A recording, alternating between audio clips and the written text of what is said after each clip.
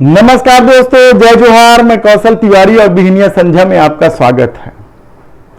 छत्तीसगढ़ और मध्य प्रदेश में अपने खराब दौर से गुजर रही भारतीय जनता पार्टी के लिए कल का दिन भी बेहद ही खराब रहा, कहा जाए तो गलत नहीं होगा।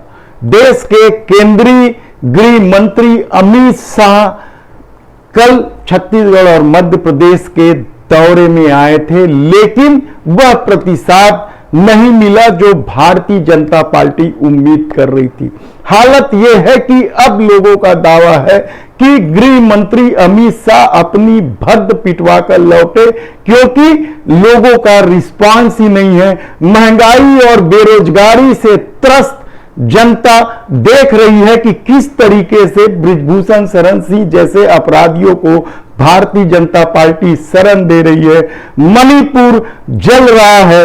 रिजर्व बैंक से 88,000 करोड़ रुपए रास्ते से गायब हो जा रहे हैं और मित्र प्रेम में कारपोरेटों को जिस तरीके से मुनाफा कमाने का मौका दिया जा रहा है, कारपोरेटों को मदद किया जा रहा है और आम आदमी से मनमाना टैक्स वसूला जा रहा है, इसका असर कल की सभा में साफ तौर पर दिखा।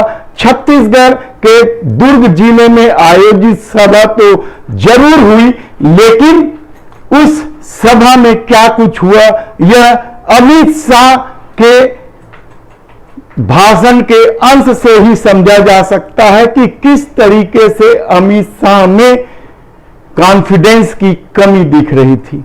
भाषण में वह तेवर नहीं दिख रहा था जो आमतौर पर भारतीय जनता पार्टी या अमित शाह के आक्रामक तेवर से मेल खाती है। उन्होंने भूपेश सरकार पर भ्रष्टाचार के आरोप जरूर लगाए, यहां तक कह दिया कि केंद्रीय योजनाओं की जो राशि राज्य सरकार को दी जा रही है उसमें भ्रष्टाचार हो रहा है। कमीशन खोरी की भी बात उन्होंने कर दी। साथ ही उन्होंने उस डॉक्टर रमन सिंह की पीठ थपथपा दी जिसे जनता ने 15 सीट पर ला दिया था। तब सवाल यह है कि क्या भद्द पीटने का दौर यहीं तक रहा? नहीं, इससे आगे बढ़ा। जब यहां से अमित शाह मध्य प्रदेश के लिए निकले तो पता चला कि कुर्सियां खाली पड़ी हुई हैं। वहां बहुत बड़ा आयोजन था।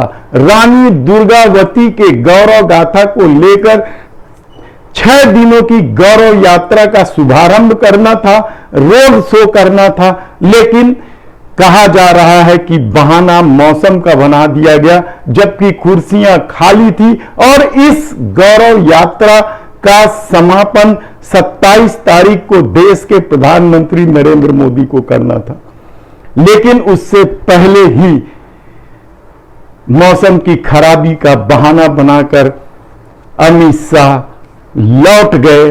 तब सवाल यह है कि क्या सचमुच मध्य प्रदेश में भारतीय जनता पार्टी बुरी तरीके से चुनाव हार रही है? यदि सर्वे रिपोर्ट पर भरोसा करे तो उसे 50 सीट भी मिलना मुश्किल नजर आ रहा है और इसकी प्रमुख वजह बढ़ती महंगाई, बेरोजगारी और शिवराज सरकार के भ्रष्टाचार, कमीशन खोरी के जो आरोप है वह महत्वपूर्ण भूमिका अदा कर रहे हैं। लोगों ने देखा है इस दौर में कि किस तरीके से पिछला चुनाव हरा देने के बाद भी जोड़ तोड़ की राजनीति के साथ शिवराज सरकार पुनः सत्ता में आए थे और शायद लोगों को लग रहा है कि यह जनादेश का इससे बड़ा अपमान कुछ हो नहीं सकता और इसका खामियाजा भारतीय जनता पार्टी को मध्य प्रदेश में उठाना पड़ेगा। इधर अमित शाह के आरोपों का जवाब देते हुए छत्तीसगढ़ के मुख्यमंत्री भूपेश बघेल ने भी तीखी प्रतिक्रिया व्यक्त की है। छत्तीसगढ़ के मुख्यमंत्री भूपेश बघेल ने तो यहां तक कह दिया कि 15 साल में डॉक्टर रमन सिंह ने जिस तरह से लूट खसोट मचाया उससे छत्तीसगढ़ गरीब राज्य बन गया, जबकि यह इस देश के सबसे धनवान राज्यों में से एक है। यहां के संसाधन, यहां के धान, यहां की जो उद्योग धंधे सब उच्च स्तरीय पर है, लेकिन 15 साल में क्या कुछ हुआ यह किसी से छिपा नहीं और शायद यही वजह है कि पिछले चुनाव में भारतीय जनता पार्टी जो 15 साल से सत्ता में रही, 15 सीट तक जीतने में उसके पसीने निकल गए थे।